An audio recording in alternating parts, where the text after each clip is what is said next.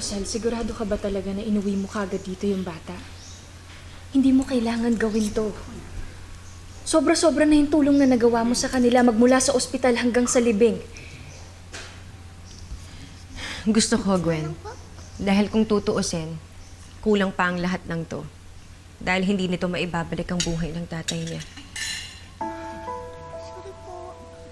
Rosel, kung nagigilty ka sa pagkamatay ng tatay niya, wala kang kasalanan doon. Anong wala? Gwen, alam natin pareho na nadamay lang si Ara sa pagkakakidnap kay Bella kaya nadawit din si Mang Ronnie. And worse, pinagtabuyan natin siya at pinalayas. Kaya hindi mo mayaalis sa akin to somehow feel na I'm responsible for this whole tragedy. Dahil may kasalanan talaga tayo.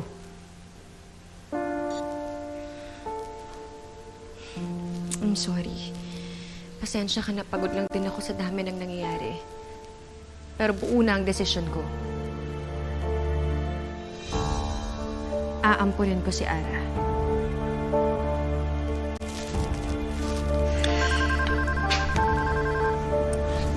Hello? Hello, Gary? Anong balita? Sorry, Rosel, kung kailangan ko sabihin sa ito sa phone. Meron kasing bad news. Bakit? Anong nangyari?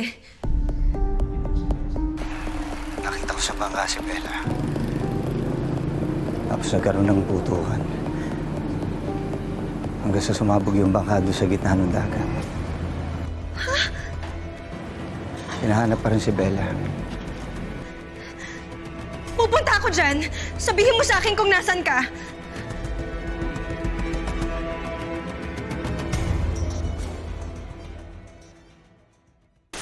Lintik na yan. Sali kasi ng sali. Relax. Patabi naman yung bata pag-iinitan mo. Natural. Hindi pwedeng ampunin ni Rosel yung batang yan dahil magiging kaagaw ko pa sa lahat yan. Patuwa na nga ako na nawala si Bella tapos itong araw na to papapel. Hindi pwede yun. Gusto mo mag-color? Okay lang po ako. Sige, yan na lang mag-color. Tingnan mo itong color. Iyala, tingnan mo. Ang ganda-ganda ko dito. Style naman dyan. Ayan mo, tingnan mo si Joker. Kilala? Wala ka naman na magagawa. Nagdesisyon na yung stepdaughter mo. Of course may magagawa ako. Dito, coloran na natin. Yaya Dulce, Yes po, ma'am. ako na munang bahala kay Ara. Ako, ma'am, bilhin mo kasi yung Mang Rosel. Bantayan ko lang eh. Oh, no, it's okay. Para naman makapagpahinga ka na rin. Sige na. Ara? Tara, alis tayo. Po? Saan po tayo pupunta? Mamamasyal tayo. Bibili tayo ng toys, ganyan. Para naman happy ka. Halika na, bili na tayo ng laruan. Tingnan mo, ang pangit ng laruan mo. Palitan na lang natin to. Halika? Tara na. Tara na. Halika na. Ikaw, huwag mo kalimutan dalagan na. Tara, ano gusto mo? Ice cream? Gusto mo ba ng bagong toys? Ito.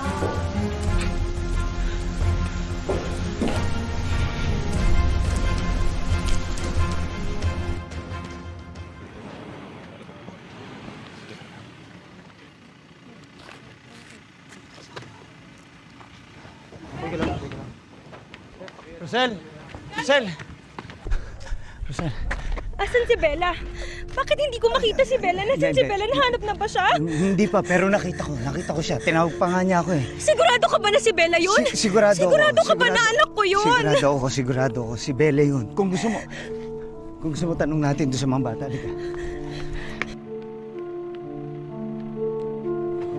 Nakita niyo ba si Bella? Nakita niyo ba tong batang to? Ito si Bella, ito yung anak ko. Nakita niyo ba siya? Nakasama niyo ba siya?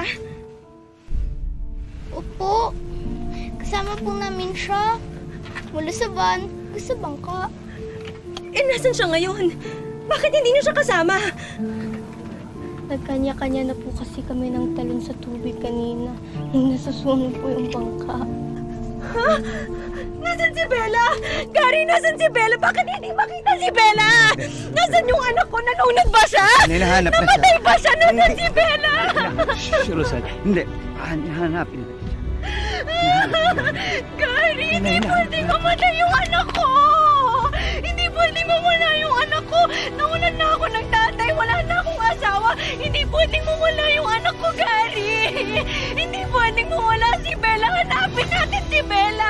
Hanapin natin si Bella! Asan sila? Tawagin mo sila! Hanapin natin si Bella!